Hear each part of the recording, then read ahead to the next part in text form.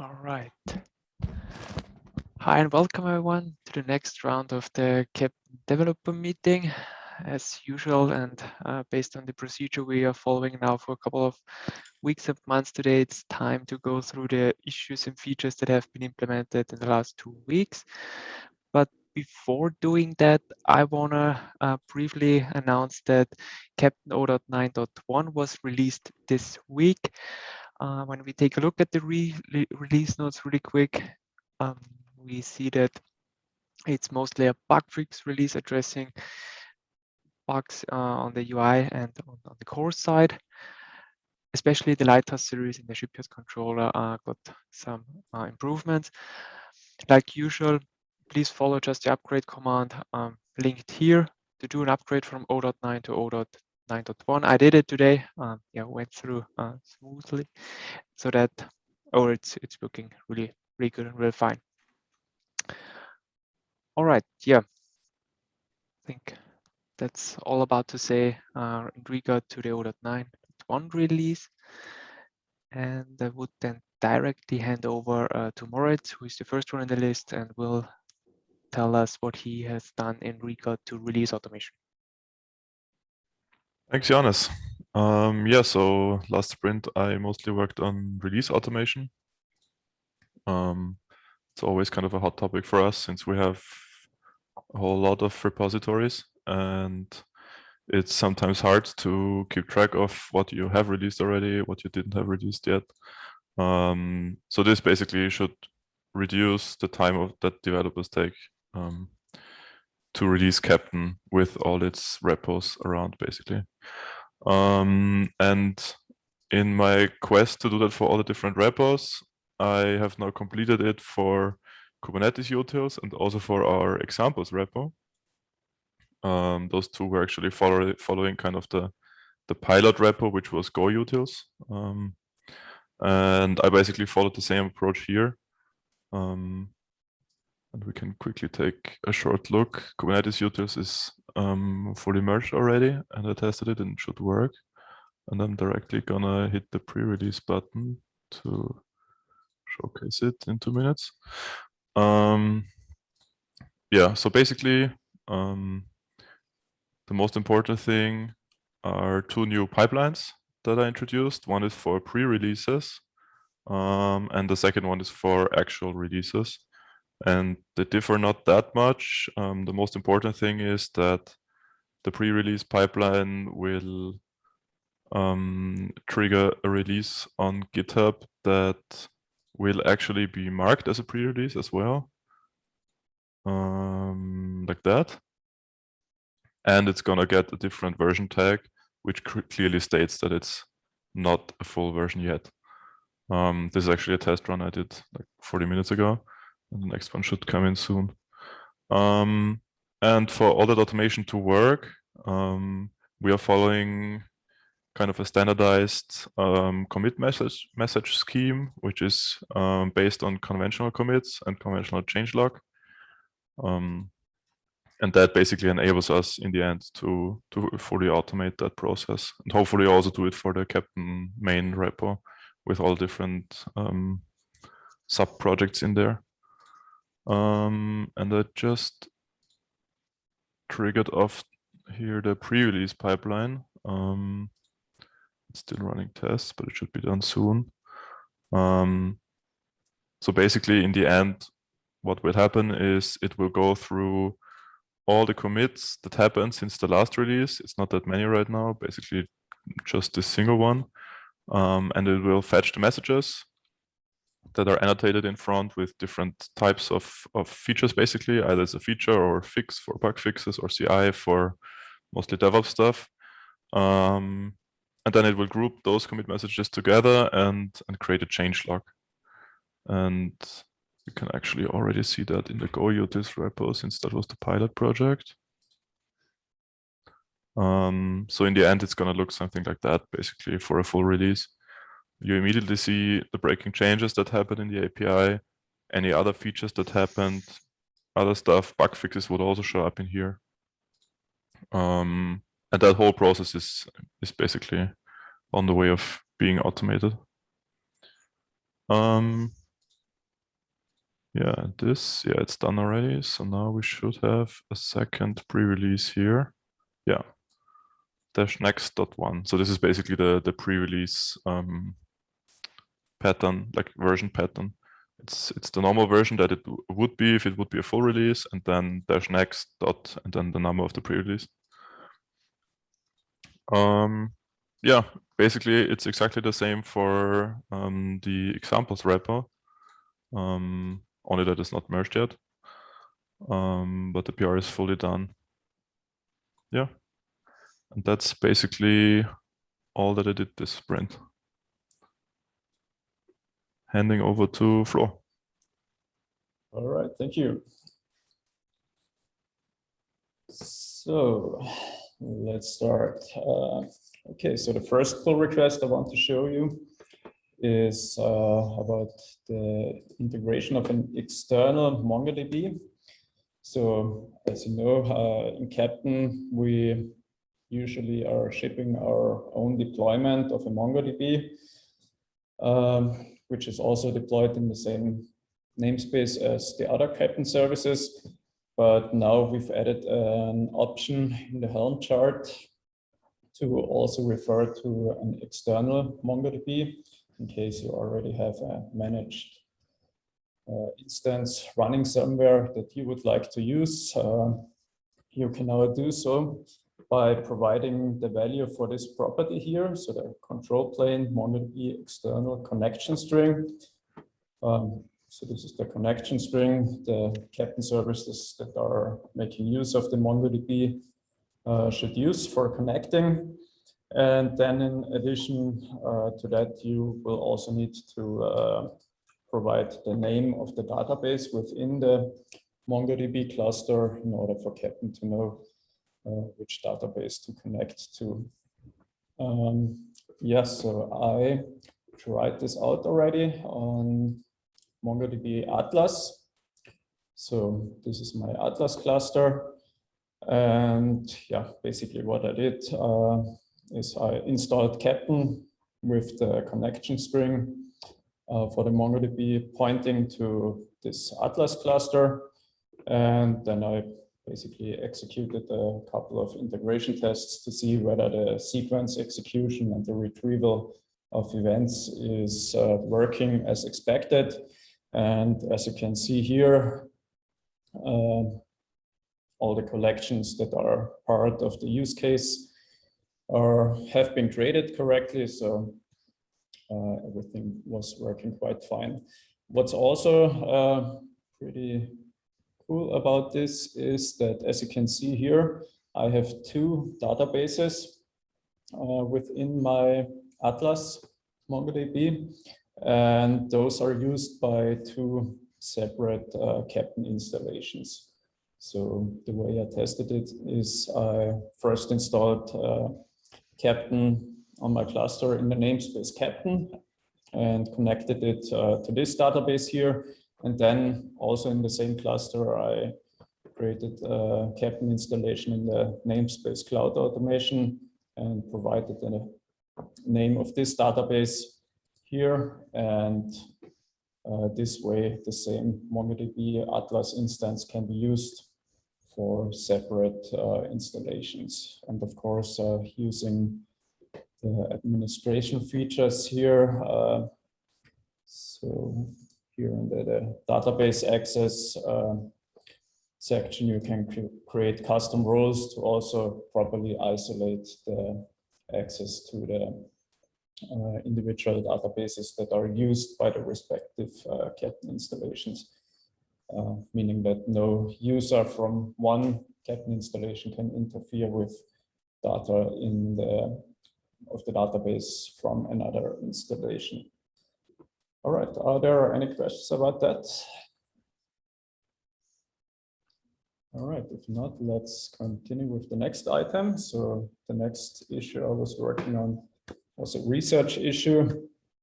So the goal was to basically get a feeling of how NUTS chat stream can help us in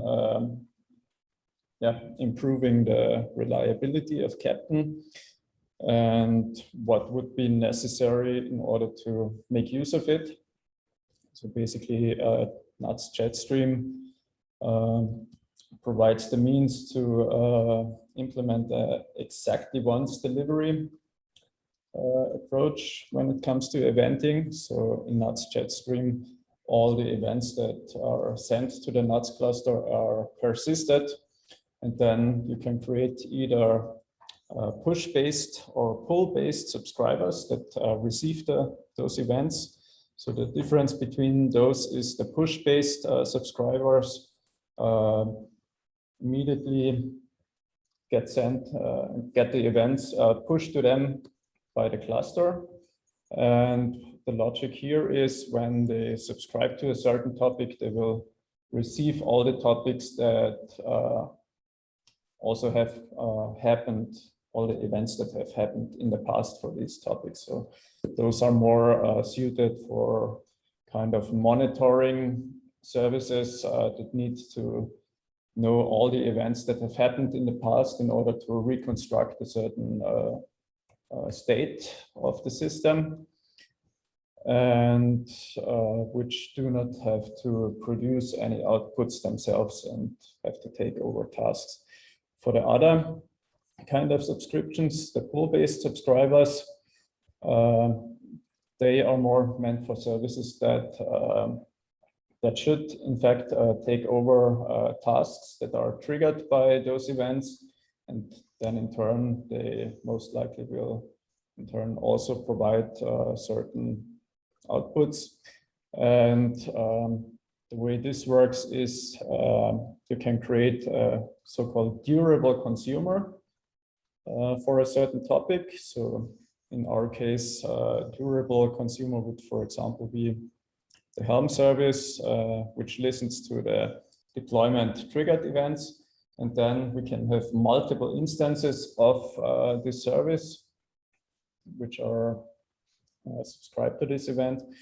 And by providing the consumer name when subscribing to this event, those subscribers know where in the sequence of events that have happened for that topic they stand, and then they can fetch or they are responsible for fetching the events for that topic themselves. And basically the NUTS cluster knows which consumer is where, which consumer has received which events. So in that case, when an event happens and one of those consumers or no consumer for this event is currently available, that event is persistent, and once the consumer is up again, it will pick up the event sequence at the proper place. So that's the theory behind that.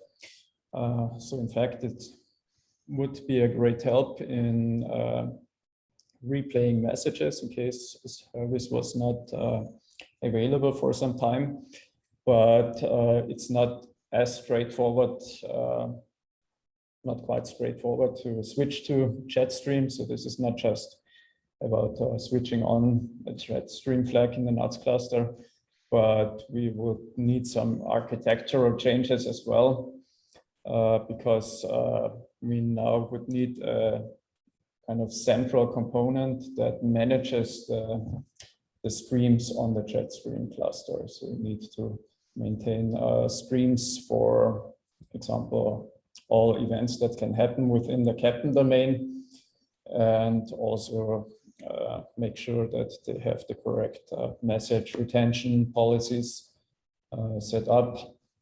And also, in addition to the streams, we would also need a component that kind of maps the settings we have in the uniform API to those durable consumers that I just talked about. So those two entities would need to be managed. When it comes to enabling Jetstream in our Keptn installer, I had a look at the Helm chart. So with the current version that we are deploying of NUTS, it wasn't possible because the NUTS pods ran into errors when I provided them with this configuration here. So most likely we would need to upgrade to a newer version. Here we had a problem in the past. I think Christian once tried to already upgrade the Helm chart, and here we had some incompatibilities when it came to the stateful set that was deployed for the NUTS cluster. So maybe additional research has to be done here. But since this issue was time boxed, I kind of left it at the findings we have here.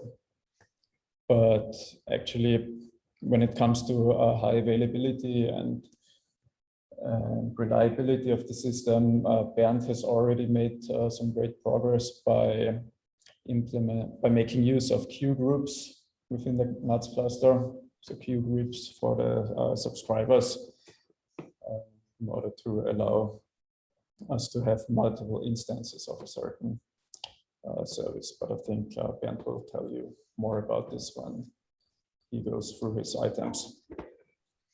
All right, are there any questions about that? Yeah, Florian, I have one question. As you also brought up the topic that the event types might be a problem for this stream name. Mm-hmm. What's your thought on that? Yeah, exactly. That's what I mentioned here. So basically, a stream name in Jetstream is kind of limited when it comes to providing certain characters. So currently, all our Keptn events start with sh.keptn. And then the remaining event type comes after that. And in NUTS, you usually need to create, or you do need to create a stream with a certain name, and that name usually is the first part of this dot separated event topic. And in our case, it would be simply called sh, because all of our events start with sh.keptn. But unfortunately, we cannot use sh.keptn because dots are not allowed in a stream name. So this is nothing that really prevents us from switching to Jetstream from a functional perspective, but it doesn't look very clean. So I just wanted to make sure I pointed that out. Mm-hmm. And just from my understanding, would it be sufficient to have one stream on sh.keptn, or is it then necessary to have multiple streams for different types of events or different tasks in our term? For the beginning, I think it would be sufficient to have one stream for all events, because a stream can have a list of topics attached to it. And in this list of topics, you can also make use of wildcards. But for example, if somewhere along the way we want to have a cleaner separation between events that are related to triggering tasks of a task sequence and other kind of events that are more meant for internal purposes and not meant to be seen by Keptn integrations, then we could split that up into separate streams for those purposes. Okay, thanks.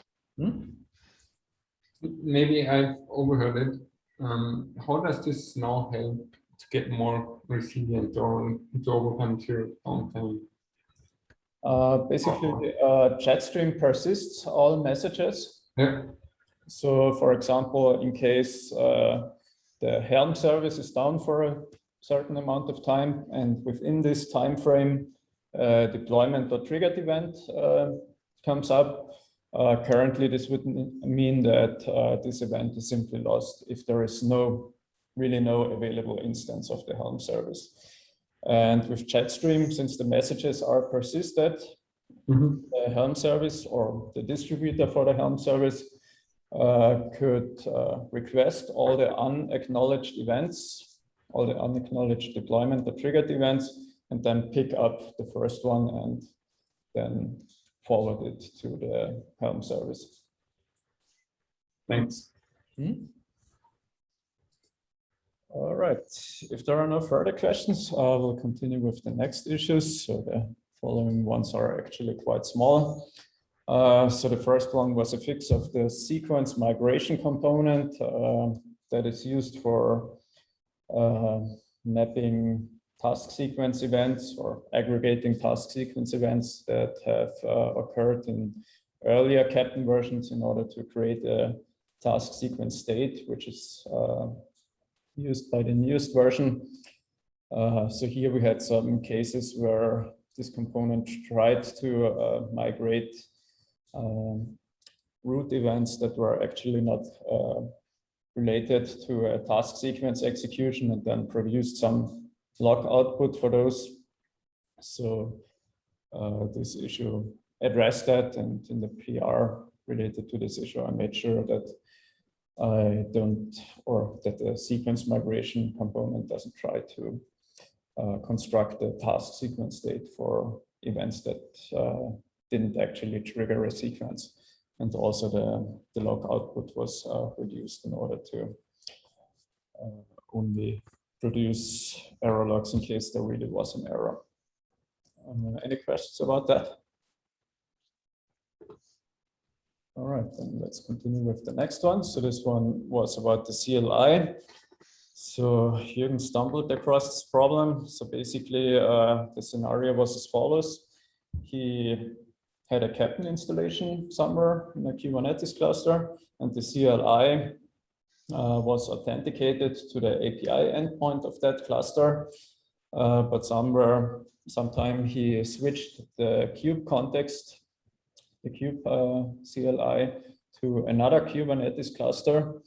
And then he tried to upgrade the Keptn cluster the CLI was connected to. And in that case, the Kubernetes context didn't match the context of the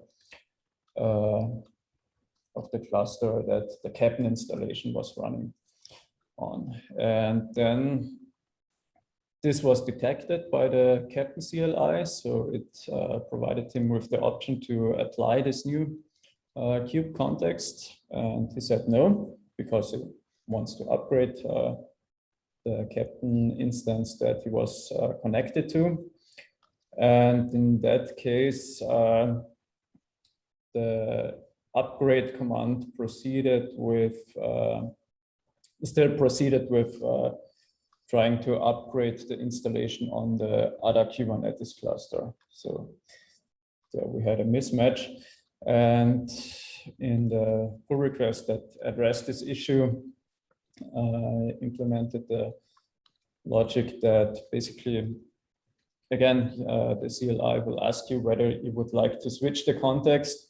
And if you say no here, it will then afterwards again check whether the Kubernetes context of your kubectl CLI does indeed match the Kubernetes context of the cluster where the Keptn installation is running on. And if those two are not matching, then the upgrade command will return with a proper error message saying that the contexts do not match up and that those need to be the same in order to do a proper upgrade and to be safe that the correct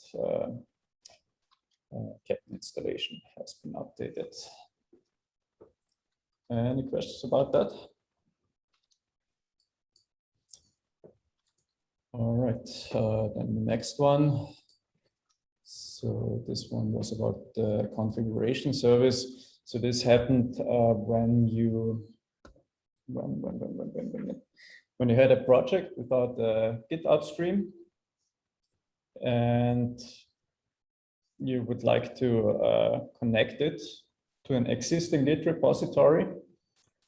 And if you had any changes on the upstream, repository in the meantime. I think Klaus showed here how to reproduce this.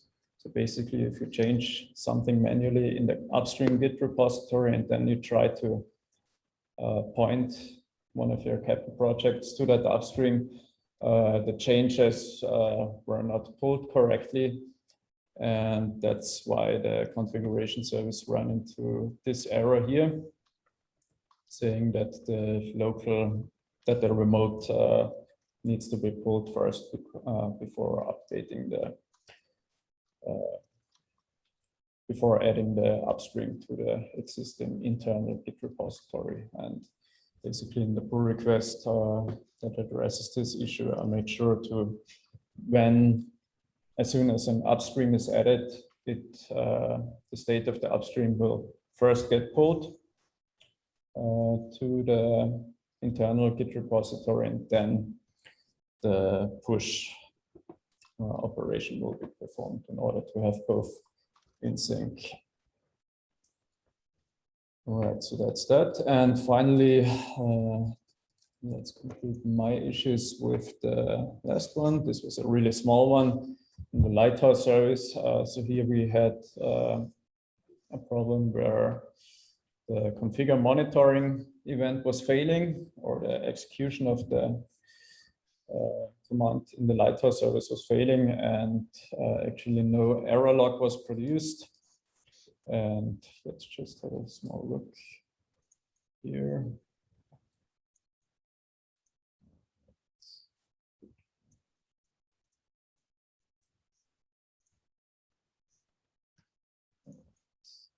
It's been a few days, but basically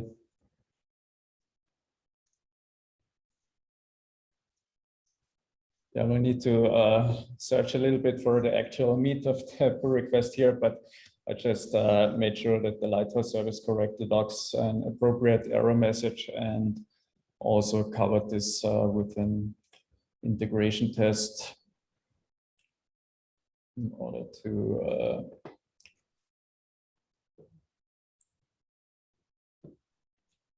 I just added a couple of unit tests in the Lighthouse service to increase the coverage a little bit. So that's why the seemingly small change affects a little bit more files than expected.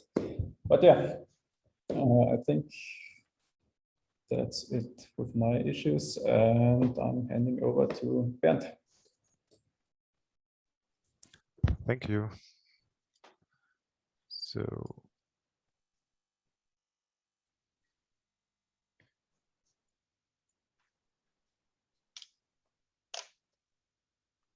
okay. Let's maybe just start with a small yet stupid bug I've tackled this sprint, which is this one here.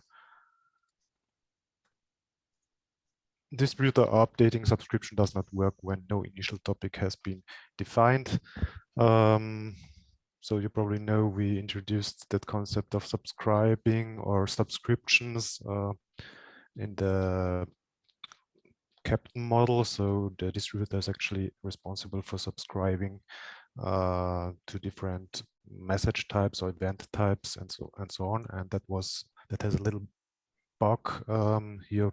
Florian gave us the steps to reproduce it. So deploy a Keptn service with distributor with an invariant variable pub/sub topic which has no value. So pub/sub topic just specifies the different nuts topics you want to subscribe to. If this was empty, then I think the workflow of the distributor was not correct, so that it didn't create a connection to nuts at all. And if you then, of course, change the subscription in the UI of the bridge, nothing happened, and the subscription would not have been updated and so on. Yeah, the fix for this was rather simple. If we take a look at the changed files, we see here somewhere. So I've took the opportunity to do a little bit refactoring as always. So now we just can get the pub/sub topics from the environment configuration struct itself without doing the same logic over and over and again. And where do we have the bug here? Simply here, where we just say, okay, if the pub/sub topic is really empty, we don't need to initialize the topics struct, so to say, with some values, and that's complete nonsense in our situation here. And I just removed that one with the actual configuration, and this will then picked up by the rest of the code, and the initialization of the nuts connection will happen. Actually, the rest of this pull request is really just adjusting little things, and also the unit tests. So nothing really special here. The next thing is avoid multiple event processing. Florian already talked a little bit about this feature when he presented his chat stream research topic.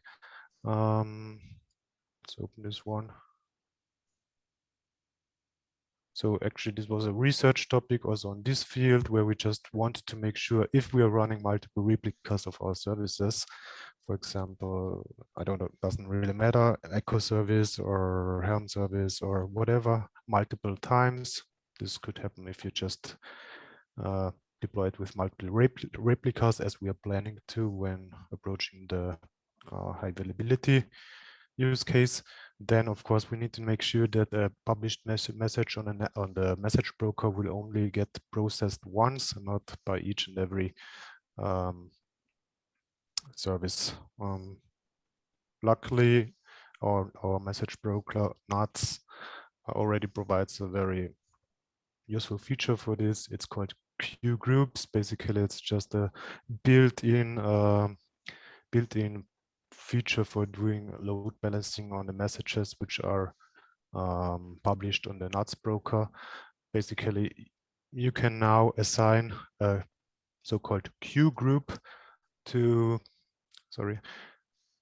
you can assign a queue group to a set of subscribers, and nuts will then load balance each and every message which gets into the system to these members of the queue group, and will make sure that only one subscriber will actually get the message.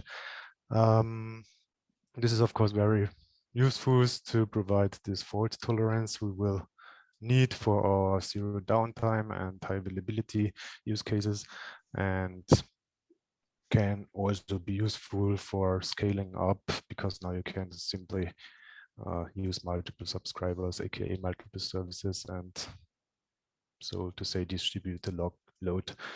Will not be so relevant for Keptn right now, but would also be useful there. If we take a look at the pull request itself, one nice thing here is that with in contrast to Jetstream, where Florian already mentioned it, where we would need some kind of yet another component to configure everything and so on. This is not required here, which is really nice. So this is a, so to say, zero configuration feature where the client themselves just provide all the information during subscribing, how they want to be, how they, so to say, want to be subscribed to the broker, if they want to be part of the queue group or not, and so on. If we take a look at the pull request now, so right now it's an opt-in feature. You need to enable it because when you now are deploying multiple instances of services, the default behavior of Keptn will be that every one of these services will get the message and will process it, and we will then see multiple events in Keptn. However, if you put this pub/sub group environment variable on the distributor of your service, then this exact feature of nuts, the queue groups, will be used. Namely, each and every distributor, so to say, in the same queue group will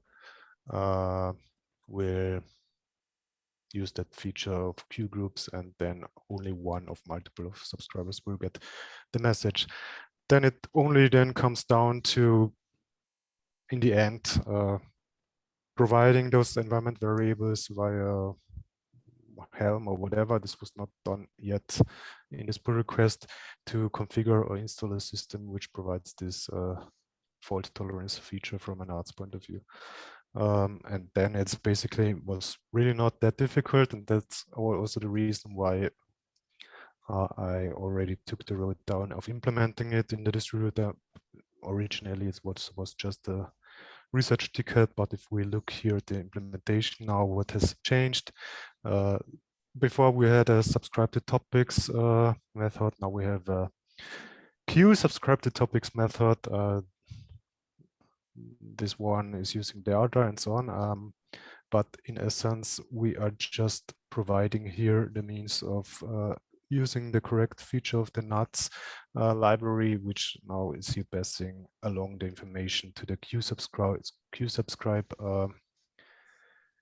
method, which also contains our queue group. And this way, this feature is actually without any configuration already available. I tested it out manually with some kind of dummy subscribers, but I also tested it with actual service. We can, if we have time, give it a quick look here. We have, for example, the echo service running here. If we take a look at the configuration of this deployment, we see that this is a replica of 2, and we also have further down for the configuration of the distributor this pub subgroup environment variable with the value of my group. So this is really an arbitrary string which you can pass here. Okay, if we take a look at my Keptn installation here, let's make this big. I have here a echo project. I already ran some commands and shot some events into the system.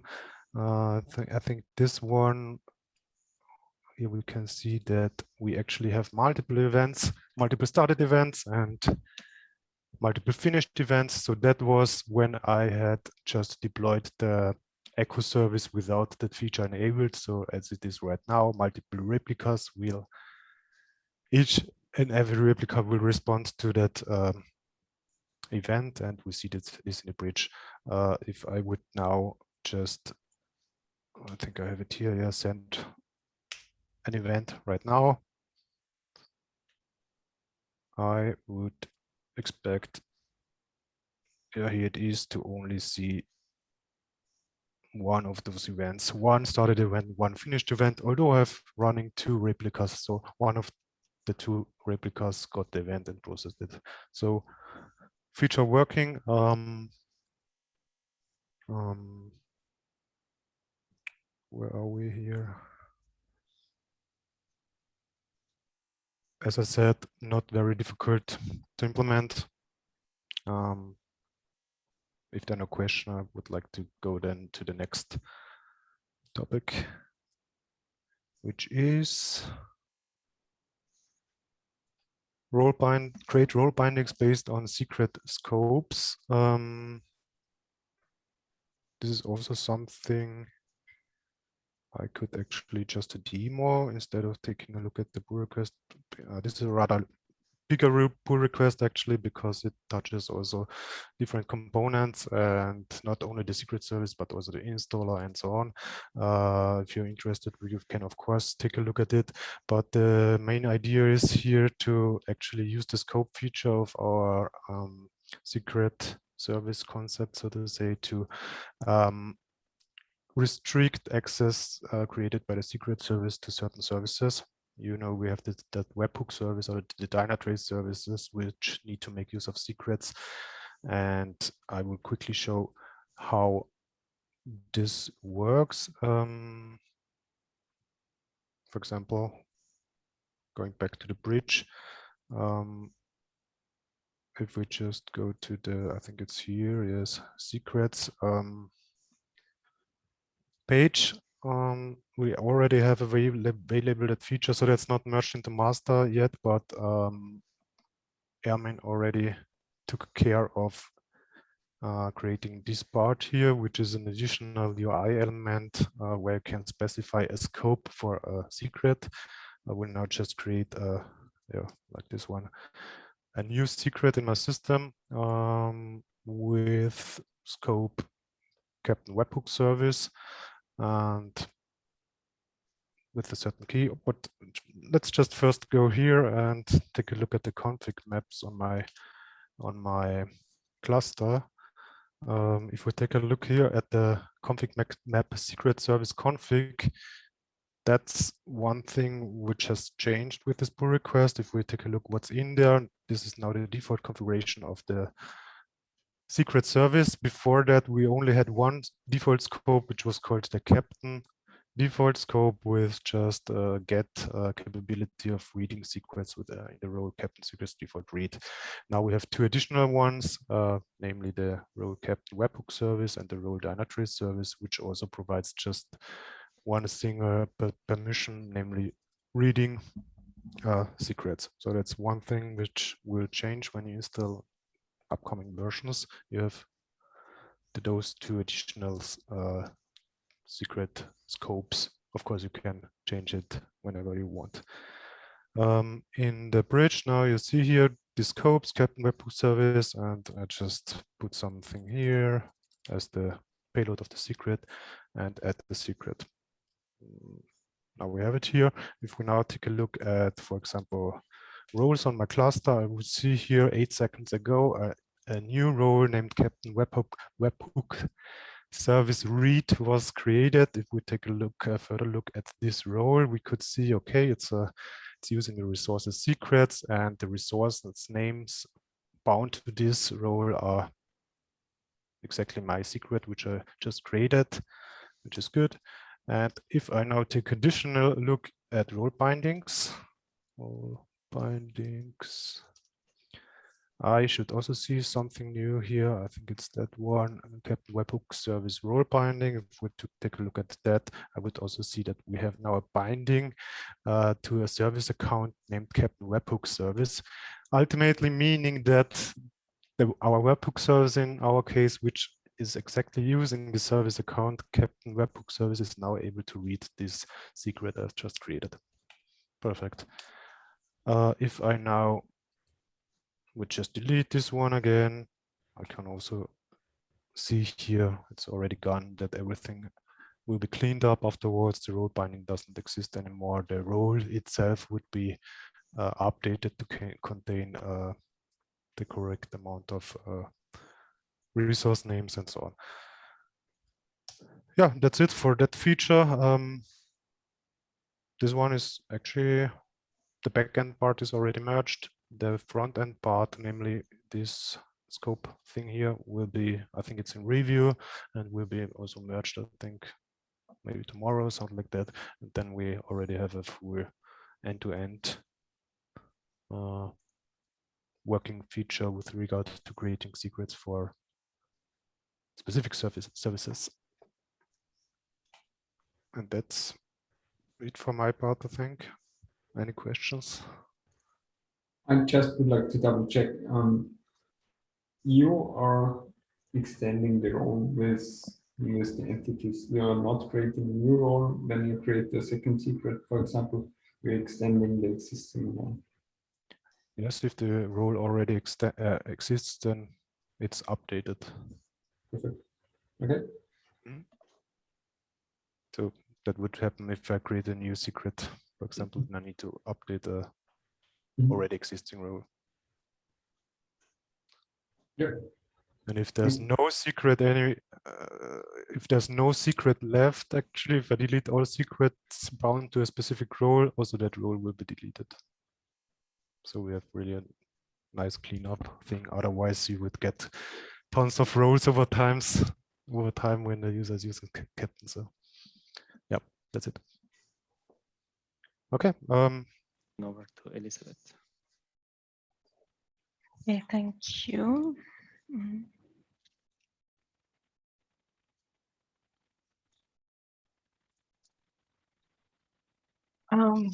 Okay, the first thing I worked on was that the left bar for a running sequence isn't shown. So if you click on it, you do not know which one. For example, if you have two of them, you don't know which one it's currently selected.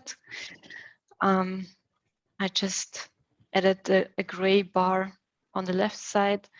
What I also did is getting rid of this jumping behavior. So if you click on it, it's now there and does not jump on the right to the right side. It's just a minor improvement, but now it looks a bit more stable. You could say so. Yeah, minor improvement, just for usability. The next thing I worked on was to display the files that are in the Git stored in the Git upstream repository, also per service on the service configuration screen. So if you go, I'm actually already here to settings, services, you then can edit your service here, and it will fetch the resources that are stored for the service. Creates out of the strings, parses a tree, and then will show the tree here. Okay, it worked like 5 minutes ago. I don't know why it's now not loading.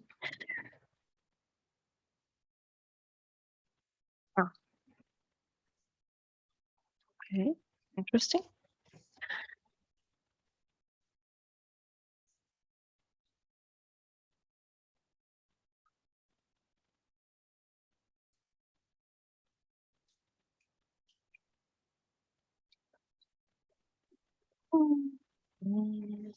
Is it already on Mac Plus? I don't know.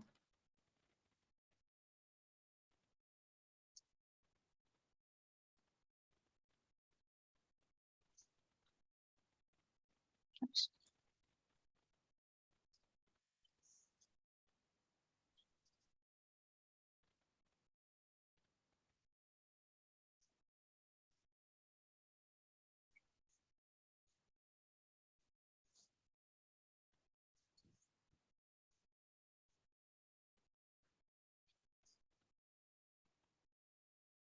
Oh, okay. On the this is my local installation. It really needs a long time loading here because the API is kind of slow. But on the cluster, it's sped up. So this is a behavior that mainly happens on the local installation. So you can now here just click through, see which folders and which resources you have stored for your service. I also added a link here to jump directly to the dev, for example, to the dev branch for service cards, and it will also show the resources here, so you can for example, edit it. I will not do that because I want not to my installation to fail, but that's working basically for every stage. I added it not only for GitHub, the support is also added for Azure DevOps, for Bitbucket, and for AWS Code Commit. So this link should basically work for these four in every case. For every other case, I added just the link to the GitHub repository, not the GitHub, the Git repository, which is configured. So there is no specific link, but just a general link for the repo. Yeah, that's that. Any questions or remarks for that?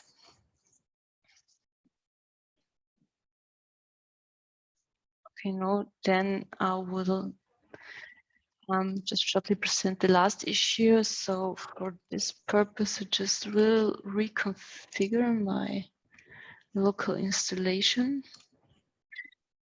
So this is a bug that's a bit weird, because if you have had a wrong API token configured, then you get in some sort of redirect loop for the OAuth service. So there is no check if you run OAuth or not.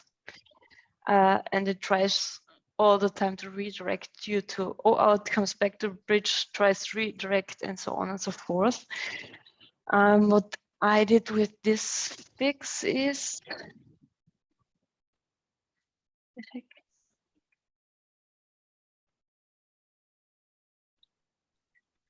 yeah, that you really just, for example, here, you either get just could not authorize or could not authorize API token. So depends on which which response comes first, basically, because otherwise we would just show 2 error messages. It should be enough to just show that you're not authorized in the bridge. Yeah, that's this fix. And the redirect loop is gone. Okay, so that's all from my side. Johannes, you have something regarding the documentation for webhooks. Right, but since we are over time, I keep myself very short. And just want to wrap it up with the last issue I was working on, and then this was providing the initial setup for the documentation of the webhook service, which is coming with 0.10. Let me just quickly scroll through the preview of that. Well, yeah, you will find this section in the custom integrations part.